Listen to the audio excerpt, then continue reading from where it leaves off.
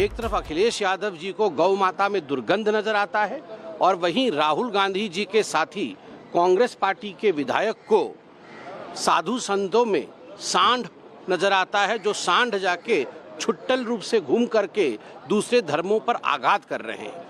ये स्पष्ट रूप से दिखाता है कि इन लोगों को सनातन से लगाव नहीं है, सनातन विरोधी है। और मैं तो कहूँगा, अगर हिंदुस्तान में रह के सनातन से विरोध करते हो, हिंदुस्तान से रह के सनातन से आपको दुर्गंध आती है, हिंदुस्तान में रह के गौ माता से आपको दुर्गंध आती है, हिंदुस्तान में रहकर साधु संत को आप अगर सांड छुट्टल सांड कहते हो, तो हिंदुस्तान में राजनीति बंद कर देनी चाहिए।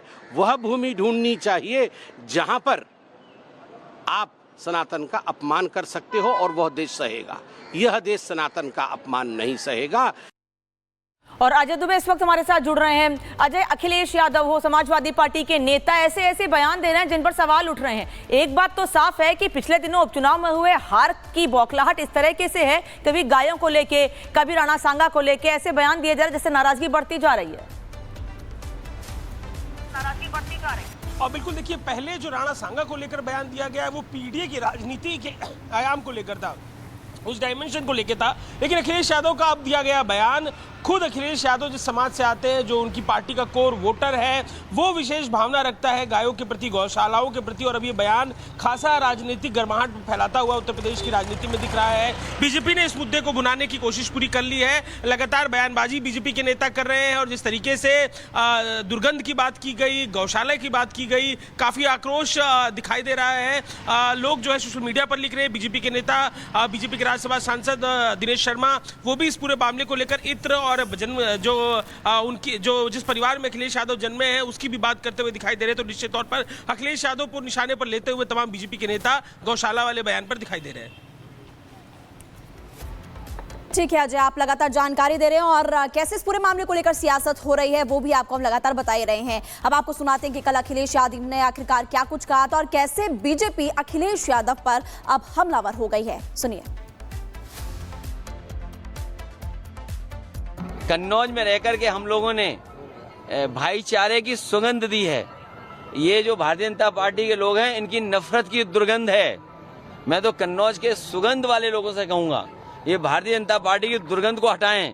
अभी तो थोड़ी हटाई है, अगली बार और हटा दो, जिससे कि कन्नौज का विकास रुका हुआ आगे बढ़ जाए। आप बताइए, दुर्गंध पसंद करते हैं इसीलिए गौशाला बना रहे हैं, हम सुगंध पसंद कर रहे थे इसलिए इत्र पार्क बना रहे थे। बताइए, ये सांड पकड़ रही है सरकार के नहीं पकड़ रही है? आप खुद जानते होंगे। नहीं पकड़ रही है, उसका भी पैसा खा जा रहे हैं। तो इसलिए हम लोग सुगंध पसंद करने वाले लोग हैं, इसलिए परफ्यूम पार्क बना रहे हैं। ये दुर्गंध इत्र पार्क बनाने के साथ साथ इत्र का घोटाला भी हो चुका है। लेकिन मुझे इतना ही कहना है कि गौशाला बनाने में तो लोग साधुवाद देते हैं।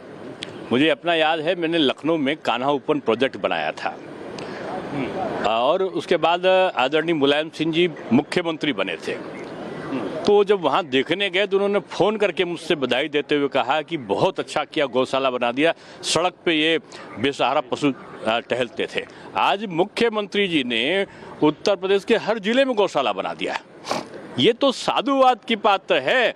आपको बधाई देनी चाहिए थी मुख्यमंत्री जी को कि जो आपके समय में जो गाय गोवंश टहलता था उसको लोग काट देते थे, उसका मांस का व्यापार आम बात हो गई थी, वो योगी जी ने बंद कर दिया।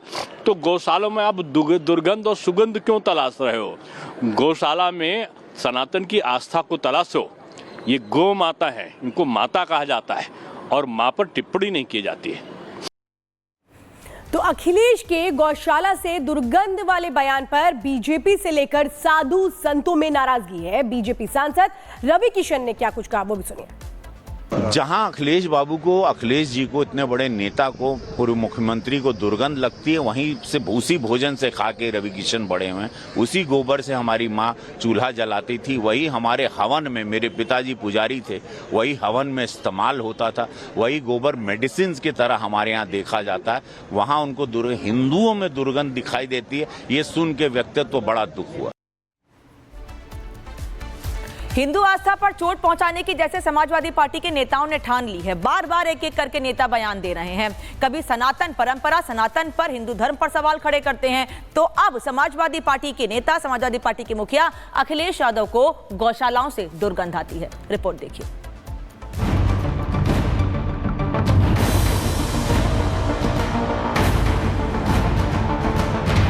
आप बताइए, दुर्गंध पसंद करते हैं इसीलिए गौशाला बना रहे हैं।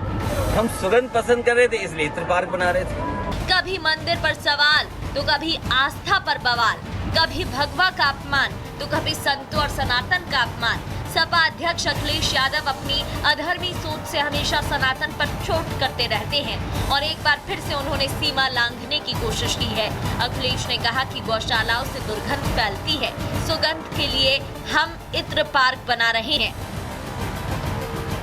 आप बताइए, दुर्गंध पसंद करते हैं इसीलिए गौशाला बना रहे हैं। हम सुगंध पसंद कर रहे थे इसलिए इत्र पार्क बना रहे थे। जी हाँ, सही सुना आपने। खुद को सीना ठोक कर यदुवंशी कहने वाले अखिलेश यादव को गौशाला से दुर्गंध आती है। खुद को भगवान कृष्ण का वंशज मानने वाले अखिलेश को गौशाला से दुर्गंध आती है। सनातन संस्कृति में जिन गायों को मां का दर्जा मिला है, आखिर उस गौ माता का अपमान क्यों? अखिलेश के इस बयान ने सियासी भूचाल ला दिया है। बीजेपी ने अखिलेश को निशाने पर लिया और सनातन संस्कृति का आईना दिखाया। गाय को पूजने वाले लोग, गाय को मां मानने वाले लोगों का कितना अपमान कर रहे हो। आपको गौशालाओं में से बदबू आती है क्योंकि आप तो सोने की चम्मच मुंह में लेके पैदा हुए, आप किसान के बेटे नहीं हो। आपने अभाव नहीं देखा है तो आपको बदबू आएगी। और वैसे भी आपको मुस्लिम तुष्टीकरण की नीति अपनाने के लिए, मुसलमान भाइयों के वोट हासिल करने के लिए हर वो काम करना है जो हिंदुत्व को चोट पहुंचाए, जो सनातन का अपमान करे। अखिलेश यादव के लिए गाय खराब है, गंगा खराब है। कभी सनातन पे सवाल उठाएंगे, कभी कुंभ पर सवाल उठाएंगे, कभी भगवान राम पर सवाल उठाएंगे, कभी काशी और मथुरा पर सवाल उठाएंगे।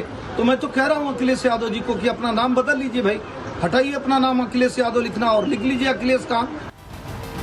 समाजवाद का डंका पीटने वाले, लोहिया और अंबेडकर को अपना आदर्श बताने वाले, पिछड़ों और दलितों की बात करने वाले अखिलेश यादव का गौशाला से दुर्गंध वाला बयान ये बताता है कि वो ना तो समाजवादी हैं, ना ही लोहियावादी, ना अंबेडकरवादी, ना ही पिछड़ों के हितैषी और ना ही दलितों के हितैषी।